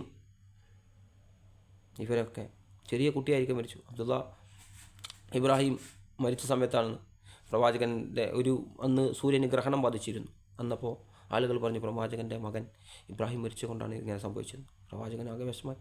പ്രവാചകൻ മുമ്പിൽ കേട്ട് പ്രവാചകൻ പറഞ്ഞു, അല്ല, ആകാശഭൂമികളുടെ സെറ്റിപ്പോൾ അള്ളാഹു സുബ്ഹാനഹു വ തആല സെറ്റിച്ചത്, ഭൂമിയുടെ സൂര്യൻ്റെയും നക്ഷത്രത്തിൻ്റെയും ചലനങ്ങളും അള്ളാഹുവാണ് നിശ്ചയിച്ചത്. അത് ഒരാളുടെ മരണം കൊണ്ട് മാറുകയോ ഇതാകുകയോ സംഭവിക്കില്ല. അതുപോലെ ഒരു മകൻ മരിച്ച സമയത്ത് പ്രവാചകൻ കരയുന്നുണ്ട്, കണ്ണീരിങ്ങനെ വരുന്നുണ്ട്. അപ്പോൾ സഹാബികൾ ചോദിച്ചു, പ്രവാചകരെ, ഞങ്ങൾക്ക് ശക്തമായ താക്കീത് നൽകുന്ന, ഞങ്ങൾക്ക് അറിവുകൾ പറഞ്ഞിരുന്ന താങ്കൾ കരയുകയാണോ? അപ്പോൾ അള്ളാഹുവിൻ്റെ റസൂൽ പറഞ്ഞു, അതെ, തീർച്ചയായും ഹൃദയം വേദനിക്കും, കണ്ണീരൊഴുക്കും. പക്ഷേ ഈ വാവ് കൊണ്ട്, ഈ നാവ് കൊണ്ട് അള്ളാഹു ഉദ്ദേശിക്കാതെ ഒന്നും പറയുകയില്ല. ചില ആളുകൾ വാവിട്ട് വരികയും പൊട്ടിക്കരയുകയും അത് നിരോധിച്ചിട്ടുണ്ട് ശക്തമായി. കാരണം അങ്ങനെ ആർത്തിട്ടളച്ച് പൊട്ടിക്കരഞ്ഞ് പദങ്ങൾ പറഞ്ഞുകൊണ്ട് കരയുന്നത്. അതുപോലെ കണ്ണീരൊഴുകും, വിഷമങ്ങളുണ്ടാകും, പ്രയാസങ്ങളുണ്ടാകും. പക്ഷേ നാവ് കൊണ്ട് അള്ളാഹു ഉദ്ദേശിക്കാതെ ഒന്നും ഞാൻ പറയുകയില്ല.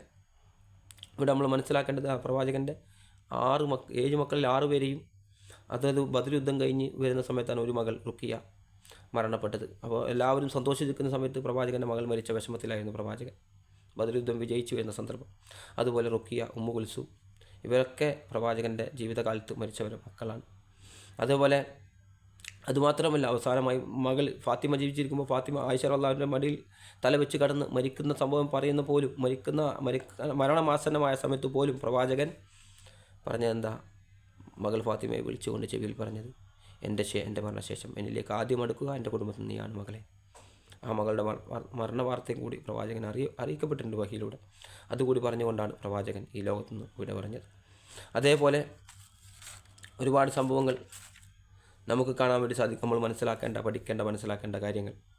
ഇപ്പോൾ കുട്ടികളുടെ സംസാരവുമായി ബന്ധപ്പെട്ട് ഒരുപാട് സംഭവങ്ങളുണ്ട് ഹദീസ് ഗ്രന്ഥങ്ങളിൽ. അപ്പോൾ 4ഓളം കുട്ടികൾ, ചെറിയ കുട്ടിയായിരിക്കും, അതായത് ഈസാ നബി അലൈഹി സ്വലാം സംസാരിച്ച പോലെ തൊട്ടിലായിരിക്കും സംസാരിച്ച ഒരുപാട് കുട്ടികളുണ്ട്. അതിലെ ഒരു കുട്ടി പ്രവാചകൻ ആകാശയാത്ര നടത്തുന്ന സമയത്ത് ഇസ്രാ മിറാജ് യാത്രയിൽ ഭയങ്കരമായൊരു സുഗന്ധത്തിൻ്റെ വാസന ലഭിച്ചു. അപ്പോൾ അവിടെ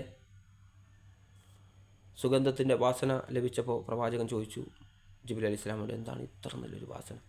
അപ്പോൾ പറഞ്ഞു, പ്രവാചകർ, അത് ഫിറഔൻ്റെ വീട്ടിലെ ഫിറൗൻ്റെ മകളുടെ തല വാരിയിരുന്ന, ഫിറൗൻ്റെ വീട്ടിൽ ഫിറൗൻ്റെ മക്കൾക്ക് വേണ്ടി ജോലി ചെയ്തിരുന്ന ഒരു ജോലിക്കാരുടേതാണ്. അപ്പോൾ ഫിറൗൻ്റെ മകളുടെ മുടി ഇങ്ങനെ വാരുന്ന സമയത്ത് ഈ സ്ത്രീ, അതായത് അവിടെ ജോലി ചെയ്യുന്ന ഈ സ്ത്രീ ബിസ്മില്ല എന്ന് പറഞ്ഞു, അത് അവരുടെ ചീർപ്പ് താഴെ വീണുപോയി, ബിസ്മില്ല എന്ന് പറഞ്ഞു കൊണ്ടെടുത്തു. അപ്പോൾ ഈ ഫിറോവിൻ്റെ മകൾ ചോദിച്ചു, ഇത് എൻ്റെ പിതാവിനാണ് ഉദ്ദേശിച്ചത്. കാരണം ഫിറോനാണ് ഞാൻ റബ്ബുക്കുമല്ല, ഞാനാണ് അത്യുന്നതനായ രക്ഷിതാവ് എന്ന് പറഞ്ഞ ഏറ്റവും വലിയ അഹങ്കാരിയായ ഫിറോവിൻ്റെ മകളാണ്. അപ്പോൾ പറഞ്ഞു, അല്ല, നിങ്ങളുടെ പിതാവിനല്ല ഉദ്ദേശിച്ചത്, നിങ്ങളുടെയും എൻ്റെയും നിങ്ങളുടെ പിതാവിൻ്റെയും റബ്ബായ അള്ളാഹുവിൻ്റെ നാമത്തിൽ എന്നാണ് ഞാൻ പറഞ്ഞതെന്ന് പറഞ്ഞു. ഇത് ഫിറൗനോട് അറിഞ്ഞു. ഫിറൗൻ്റെ കിങ്കരന്മാരൊക്കെ പിടിച്ചു.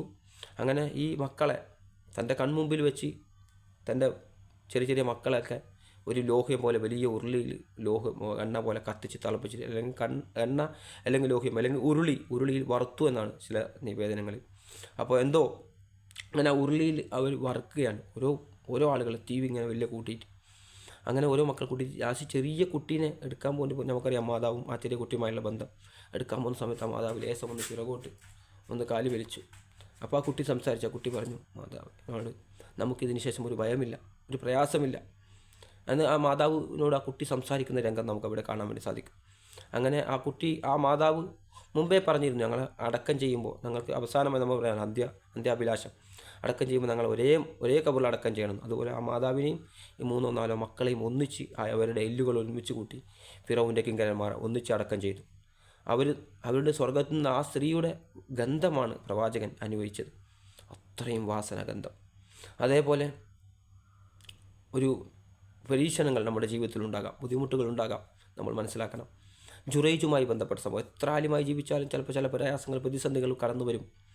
ജുറൈജ് എന്ന് പറയുന്ന ഒരു മനുഷ്യനുമായി ബന്ധപ്പെട്ട സംഭവം, ഇതും ഒരു കുട്ടി സംസാരിച്ചുമായി ബന്ധപ്പെട്ട സംഭവമാണ്.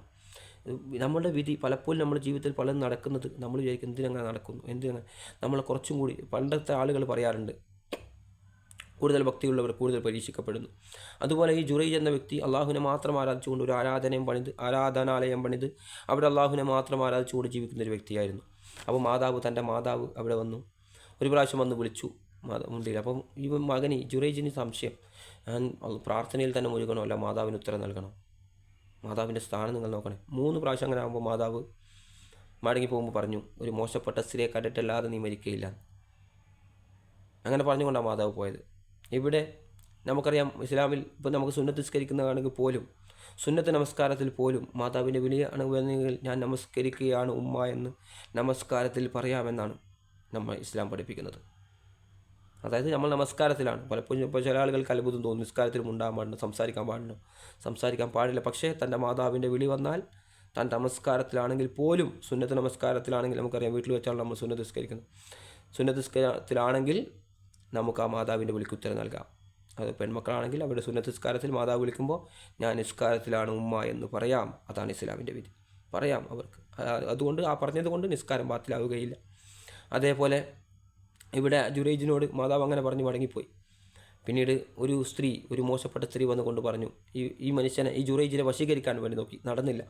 എന്നിട്ട് പിന്നീട് ഈ ജുറൈജ് ഈ സ്ത്രീ ഒരു ആട്ടിടയനുമായി ക്ഷയിക്കുകയും അതിലൂടെ ഇവർ ഗർഭിണിയാവുകയും ഒരു കുട്ടിയുമായിട്ടാണ് പിന്നീട് കുട്ടിയുമായിട്ട് വന്നിട്ട് നാട്ടിൽ വന്നിട്ട് പറഞ്ഞു, ഇതാ എൻ്റെ ഈ കുഞ്ഞുകുട്ടി ജുറൈജിൻ്റെതാണ്, ഇയാളാണ് എന്നെ ഇങ്ങനെ ചെയ്തതെന്ന്, ഇയാൾ വ്യഭിചരിച്ചുകൊണ്ടാണ് ഇങ്ങനെ സംഭവിച്ചെന്ന രീതിയിൽ ആളുകൾക്ക് ഇതെല്ലാം കേട്ട് നമുക്കറിയാം. നമ്മുടെ നാടുകളിൽ പല ന്യൂസുകളുടെ ചെറിയൊരു ക്ലിപ്പ് കിട്ടുമ്പോൾ, ചെറിയൊരു കഷ്ണം കിട്ടുമ്പോൾ അവനെ അപകീർത്തിക്കാനും അവനെ പരിഹസിക്കാനും കളിയാക്കാനും ട്രോളുകൾ ഇറക്കാനും എന്താണ് സത്യം എന്താണ് അസത്യമെന്ന് തിരിച്ചറിയുന്നതിന് മുമ്പ് തന്നെ അവൻ്റെ സകലതും അവനെ തകർത്ത് കളഞ്ഞിട്ടുണ്ടാകും. മാനസികമായും ശാരീരികമായും അവൻ്റെ കുടുംബത്തിലും അങ്ങനെ പല വിധത്തിലുള്ള ദ്രോഹങ്ങൾ ചെയ്തിട്ടുണ്ടാകും ആളുകൾ.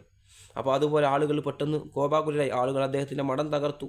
പട്ടാളക്കാർ വന്നു, രാജാവിൻ്റെ കിങ്കരന്മാരായ ആളുകൾ വന്നു, അദ്ദേഹത്തെ പിടിച്ചു വലിച്ച് കൊണ്ടുപോയി. അദ്ദേഹം ഇങ്ങനെ ശാന്തമായി ചിന്തിക്കുകയാണ്, അദ്ദേഹം ചിരിക്കുകയാണ്, അദ്ദേഹം വിചാരിക്കുകയാണ്, എൻ്റെ മാതാവിൻ്റെ ശാപം എനിക്ക് ദയറ്റിൽ മാതാവിനെ ഇഷ്ടപ്പെടാത്ത സംഭവം ഇങ്ങനെ നടന്നിട്ട് വിളിച്ചിട്ടുമുണ്ടില്ലല്ലോ, മാതാവിൻ്റെ പ്രാർത്ഥന എനിക്ക് ഫലിച്ചിട്ടുണ്ടെന്ന് അദ്ദേഹത്തിന് മനസ്സിലായി. അങ്ങനെ അദ്ദേഹം ഇങ്ങനെ വലിച്ചടിച്ച് കൊണ്ടുപോകുമ്പോൾ അദ്ദേഹത്തിൻ്റെ ഇതൊക്കെ തകർത്തിട്ടുണ്ട്.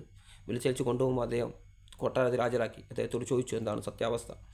രാജാവ് ചോദിക്കുന്ന സമയത്ത് ഇദ്ദേഹം ആ കുട്ടിയുടെ അരികിൽ പോയി ആ കുട്ടിയുടെ വയറിൽ കൈവച്ചുകൊണ്ട് കുട്ടിയോട് ചോദിച്ചു, ആരാണ് നിൻ്റെ പിതാവ്? ഇവിടെ അള്ളാഹു അദ്ദേഹത്തിലൂടെ ഒരു വലിയ മുഹിസത്താണ് ഉണ്ടാകുന്നത്. കാരണം അള്ളാഹുവിൽ അചഞ്ചലമായി വിശ്വസിക്കുന്ന, അള്ളാഹുവിൽ അടിയുറച്ച് വിശ്വസിക്കുന്ന ഒരാൾക്ക് എത്ര പ്രയാസമുണ്ടായാലും എത്ര വലിയ ദുരനുഭവം ഉണ്ടായാലും അദ്ദേഹത്തിൻ്റെ അന്തിമം വിജയമായിരിക്കും എന്നതാണ് ഇത് നമ്മൾ സൂചിപ്പിക്കുന്നത്. അതുപോലെ പ്രയാസങ്ങളിലൂടെ വിഷമത്തിലൂടെ നമ്മൾ പോകുമ്പോൾ, ദുരാരോപണങ്ങൾ ഉന്നയിക്കുമ്പോൾ, ഇന്ന് AI കാലഘട്ടമായതുകൊണ്ട് പലരും കട്ടുമുറിച്ചും കഷ്ണം മുറിച്ചും അവിടെ നിന്നും കഷ്ണമാക്കിയിട്ടും പലതും പ്രചരിപ്പിക്കുമ്പോൾ നാളെ യഥാർത്ഥ വിജയം ആ സത്യസന്ധന്മാരായ ആളുകൾക്കായിരിക്കും. അതേപോലെ ഇവിടെ ആ കുട്ടി സംസാരിക്കുകയാണ്. ആ കുട്ടി പറഞ്ഞു, അല്ല, ഇന്ന മനുഷ്യൻ, ഈ ജുറൈജ് അല്ല എൻ്റെ പിതാവ്, മറിച്ച് ഈ ആട്ടിടയായ പശുവിനൊക്കെ മേയ്ക്കുന്ന, ആടിനെയൊക്കെ മേയ്ക്കുന്ന, തൊഴുത്തിൽ എല്ലാത്തിനെയും പശുവിനെയും മൃഗങ്ങളെയൊക്കെ നോക്കുന്ന ആ മനുഷ്യരാണ് എൻ്റെ പിതാവെന്ന് ആ കുട്ടി വിളിച്ചു പറഞ്ഞു. ഇവർക്ക് അത്ഭുതമായി, ഇവർക്ക് ബോധ്യപ്പെട്ടു ഈ നല്ല മനുഷ്യരാണെന്ന്. അദ്ദേഹം പറഞ്ഞു, ഞാനൊരു രാജാവ് പറഞ്ഞു, സ്വർണ്ണത്തിൻ്റെ ഒരു കൂടാരം നിങ്ങൾക്ക് വേണ്ടി ആരാധിക്കാൻ വേണ്ടി ഞാൻ പണി തരട്ടെ? വേണ്ട എന്ന് അദ്ദേഹം പറഞ്ഞു. നല്ലൊരു കൊട്ടാരം ഉണ്ടാക്കി തരട്ടെ? അങ്ങനെ പലതും ചോദിച്ചു. അദ്ദേഹം പറഞ്ഞു, വേണ്ട, എൻ്റെ ആ തകർത്ത എൻ്റെ കൂടാരമുണ്ടല്ലോ അത് തന്നെ നേരാക്കി തന്നാൽ മതിയെന്ന്. അങ്ങനെ അള്ളാഹു സുബ്ഹാനഹു വ തആല അദ്ദേഹത്തെ ആ വലിയ അപമാനത്തിൽ നിന്ന് രക്ഷിച്ചു.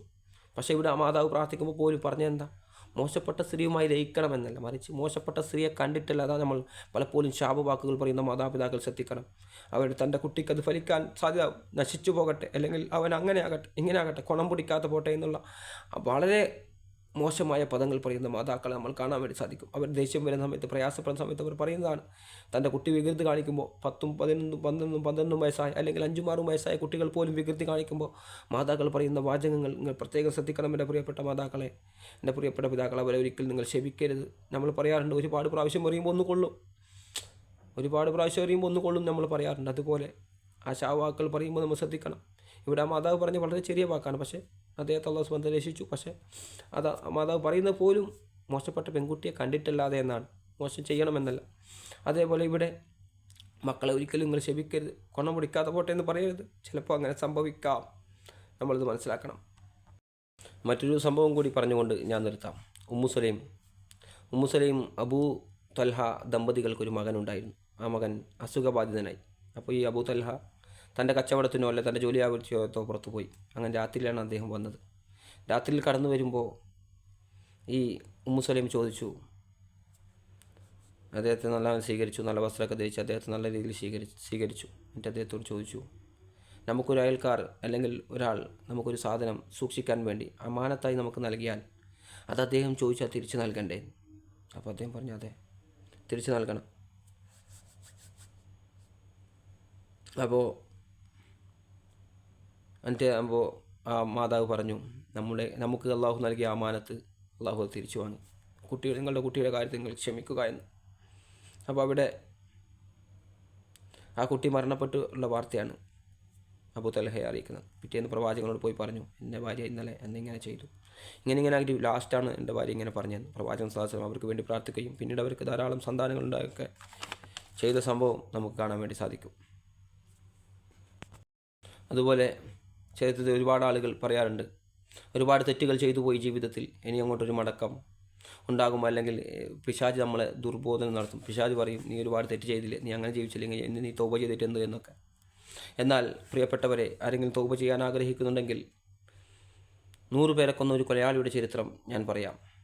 99 ആളുകളെ കൊന്നു, 99 ആളുകളെ വധിച്ചു. അത്രയും വലിയ തെറ്റൊന്നും നമ്മൾ ആരും ചെയ്തിട്ടുണ്ടാവില്ല. ഇന്ന് 99 ആളുകളെ വധിച്ചിട്ട് അദ്ദേഹം ഒരാളോട് ചോദിച്ചു, ഒരു ആബിദായ മനുഷ്യരോട് ചോദിച്ചു, എനിക്ക് തൗബയുണ്ടോ? 99 ആളുകളെ ഞാൻ വധിച്ചിട്ടുണ്ട്. അപ്പോൾ അദ്ദേഹം പറഞ്ഞു, എനിക്ക് തൗബയില്ല, 99 ആളുകൾ വധിച്ച് തൗബയാണ്. അദ്ദേഹം ഒരു ആബിദായിരുന്നു, ഒരു ആലിമല്ല, ഒരു ആബിദ്. ആബിദ് എന്ന് പറഞ്ഞാൽ നിസ്കാരം, നിലയും, ഓത്തും ദിക്റും ദുആവും ഒക്കെ ഉണ്ട്, പക്ഷേ അദ്ദേഹത്തിന് അറിവ് കൂടുതലില്ല. അപ്പോൾ അദ്ദേഹത്തെയും അത് വധിച്ചു കളഞ്ഞു ഇദ്ദേഹം. അങ്ങനെ 100 പേരെ പൂർത്തിയാക്കിയിട്ട് പിന്നെയും അദ്ദേഹത്തിന് കുറ്റബോധം തോന്നി, 100 ആൾ വധിച്ചല്ലോ, ഞാൻ നന്നാവണം. പിന്നെ ഒരു ആലിമായ അടുത്ത് പോയി ചോദിച്ചു, എനിക്ക് തൗബയുണ്ടോ, എനിക്ക് പശ്ചാത്താപമുണ്ടോ, എനിക്ക് നന്നാവണം. അപ്പോൾ അദ്ദേഹം പറഞ്ഞു, തീർച്ചയായും നിങ്ങൾക്കുണ്ട്, പക്ഷേ നിങ്ങൾ ഈ നാട്ടിൽ നിന്ന് മറ്റൊരു നാട്ടിലേക്ക് പോകേണ്ടി വരും. കാരണം നമുക്കറിയാം, പല തിന്മയും, പല ഒരു സിഗരറ്റ് വലി പോലും നിർത്തണമെങ്കിൽ ചില സുഹൃത്തുക്കളെ നമ്മൾ ഒഴിവാക്കേണ്ടി വരും. ചില തെറ്റുകൾ നമ്മൾ നിർത്തണമെങ്കിൽ പല ബന്ധങ്ങളിൽ നിന്നും, പല അടുപ്പങ്ങളിൽ നിന്നും മാറി നിൽക്കേണ്ടി വരും, പല സിറ്റുവേഷനിൽ നിന്നും മാറി നിൽക്കേണ്ടി വരും. എങ്കിൽ മാത്രമേ ചില അഡിക്ഷനുകൾ മാറ്റാൻ വേണ്ടി സാധിക്കൂ. അപ്പോൾ അതേപോലെ ഈ തിന്മയിൽ നിന്ന് നിങ്ങൾ മാറണമെങ്കിൽ മറ്റൊരു നാട്ടിലേക്ക് പോകണമെന്ന് അദ്ദേഹത്തോട് പറഞ്ഞു ഈ പണ്ഡിതൻ. അപ്പോൾ അദ്ദേഹം തീരുമാനിച്ചു, ഈ നാട്ടിൽ നിന്ന് മറ്റൊരു നാട്ടിലേക്ക് പോകാം, നമുക്ക് ഈ നാട്ടിൽ വിട്ട് മറ്റൊരു നാട്ടിലേക്ക് പോകാമെന്ന് അദ്ദേഹം സ്വയം വിചാരിച്ചു, എനിക്കിങ്ങനെ പോകാൻ. അങ്ങനെ മറ്റൊരു നാട്ടിലേക്ക്, നല്ല നാട്ടിലേക്ക് പോകുന്ന സമയത്ത്, നല്ല നാട്ടിലേക്ക് എത്തിയിട്ടില്ല, മോശം നാട്ടിൽ ഇങ്ങനെ പോകുന്നുണ്ട്, നല്ല നാട്ടിൽ ഇങ്ങനെ വരുന്നുണ്ട്. പക്ഷേ അദ്ദേഹം ഇടമധ്യം മരിച്ചുപോയി. ഇടമധ്യം മരിച്ചപ്പോൾ റഹ്മത്തിൻ്റെ മലക്കുകളും ഹാജരായി അദ്ദേഹത്തെ കൊണ്ടുപോകാൻ. അതുപോലെ മോശപ്പെട്ട റൂഹിനെ പിടിക്കുന്ന മലക്കുകളും, മോശപ്പെട്ട മനുഷ്യൻ്റെ ആത്മാവിനെ കൊണ്ടുപോകുന്ന മലക്കുകളും സന്നിധരായി. 2 മലക്കുകൾ തമ്മിൽ തർക്കമായി, 2 കൂട്ടർ. പക്ഷേ എന്ത് ചെയ്യാം, ഒരു മലക്കിൻ്റെയോ അല്ലെങ്കിൽ അള്ളാഹുവിൻ്റെയോ മധ്യസ്ഥതയിൽ അവർ ഒരു കാര്യം തീരുമാനിച്ചു, നമുക്ക് 2 ഭൂമികൾ തമ്മിൽ അളന്ന് നോക്കാം. ഏത് നാട്ടിലേക്കാണോ അടുത്ത് നിൽക്കുന്നത് അദ്ദേഹം, ആ നാട്ടിലത്തെ നല്ല നാട്ടിലേക്കാണെങ്കിൽ നല്ല മലക്കുകൾ കൊണ്ടുപോകാം, അല്ല മോശ നാട്ടിലാണ് കൂടുതൽ സമയം ഉള്ളതെങ്കിൽ മോശപ്പെട്ട ആളുകളെ റൂഹിനെ കൊണ്ടുപോകുന്ന മലക്കുകൾ അദ്ദേഹത്തിൻ്റെ ആത്മാവിനെ കൊണ്ടുപോകാം. പ്രവാചകൻ പറഞ്ഞ സഹിയായ സംഭവമാണ് ഞാൻ ഉദ്ദേശിക്കുന്നത്. അപ്പോൾ അവിടെ പലപ്പോഴും നമ്മൾ കേട്ടിട്ടുണ്ടാവും ഇത്. അവിടെ അങ്ങനെ അവർ അളന്ന് നോക്കുന്ന സമയത്ത് അള്ളാഹു സുബ്ഹാനഹു വ തആല തീരുമാനിച്ചു. അള്ളാഹു സുബ്ഹാനഹു വ തആല പറഞ്ഞു ഭൂമിയോടൊന്ന് ചുരുങ്ങാൻ, ആ മോശപ്പെട്ട നാടിനോട് ചുരുങ്ങാൻ. അപ്പോൾ ഈ നാട് നല്ല നാട് നല്ലോണം അടുത്തായി. അങ്ങനെ അദ്ദേഹത്തിൻ്റെ നല്ല മനുഷ്യന്മാരെ അള്ളാഹു സുബ്ഹാനഹു വ തആല സ്വീകരിച്ച നല്ല മനുഷ്യന്മാരെ ആത്മാവിനെ കൊണ്ടുപോകുന്ന മലക്കുകൾ അദ്ദേഹത്തിൻ്റെ ആത്മാവിനെ കൊണ്ടുപോയി. പലപ്പോഴും അങ്ങനെ തിന്മകൾ ജീവിച്ചു പോയ ആളുകൾ, മോശം ചെയ്തു പോയ ആളുകൾക്ക് പശ്ചാത്താപമുണ്ടോ? തീർച്ചയായും അള്ളാഹു സുബ്ഹാനഹു വ തആല അവരെ വിളിക്കുന്ന തന്നെ യാ അബ്ദി, എൻ്റെ അടിമകളെ, എൻ്റെ ദാസന്മാരെ, കുല്യ അസ്റഫ് എല്ലാ അംഫുസക്കും, അതായത് ഒരുപാട് തെറ്റുകൾ ചെയ്തു പോയ എൻ്റെ അടിമകളെ, ലാത്തതൊരു കൂമിൻ, അള്ളാഹുവിൻ്റെ കാരണത്വത്തിൽ നിങ്ങൾ നിരാശരാകരുത്. തീർച്ചയായും അള്ളാഹുവിൻ്റെ കാരണം നിങ്ങൾ സമീപസ്ഥമാണ്. അതുപോലെ നിങ്ങൾ ധൃതിപ്പെട്ടു വരും. വസാരി ഉല മഹ്ഫിറത്തി മിർ റബ്ബിക്കും ജന്നത്തിൻ അല്ലാഹു സമാവാത്തു വൽ അർദ് ഉഹിദത ലിൽ മുത്തഖീൻ. അള്ളാഹുവിലേക്ക് നിങ്ങൾ ധൃതിപ്പെട്ടു വരുവിൻ. ആകാശഭൂമികളെക്കാൾ വിശാലമായ സ്വർഗ്ഗത്തിലേക്ക് വേണ്ടി നിങ്ങൾ ധൃതിപ്പെട്ടു വരുമെന്നൊക്കെയുള്ള വചനങ്ങൾ നമ്മൾ കാണാൻ വേണ്ടി സാധിക്കും. കൂടുതൽ കാര്യങ്ങൾ പഠിക്കാനും ജീവിതത്തിൽ പകർത്താനും യഥേഷ്ടം പറയാനും നമുക്ക് സാധിക്കട്ടെ. വാഹിർദവാന, നമ്മുടെ അന്ത്യം നമ്മുടെ അവസാന നിമിഷം. പ്രവാചകൻ പറഞ്ഞല്ലോ ഏതൊരു കർമ്മവും സ്വീകരിക്കപ്പെടുന്ന അതിൻ്റെ അവസാനം നോക്കിയിട്ടാണ്. അപ്പോൾ നോമ്പിലൊക്കെ നമ്മൾ ഫസ്റ്റ് ഭയങ്കര ഉഷാറുണ്ടാവും. അപ്പോൾ അവസാനമാകുമ്പോൾ പിറകോട്ട് പോകും. അങ്ങനെ ആകരുത്. മുമ്പോട്ട് തന്നെ നമ്മൾ പോകണം. കൂടുതൽ കാര്യങ്ങൾ പഠിക്കാനും ജീവിതത്തിൽ പകർത്താനും അവസാനം നല്ല മനുഷ്യനായി ജീവിച്ച് മരിക്കാനും അല്ലാഹു സുബ്ഹാനഹു വ തആല തൗഫീഖ് നൽകട്ടെ. വാഹിർദവാന അൽഹംദുലില്ലാഹി റബ്ബിൽ ആലമീൻ. അസ്സലാമു അലൈക്കും.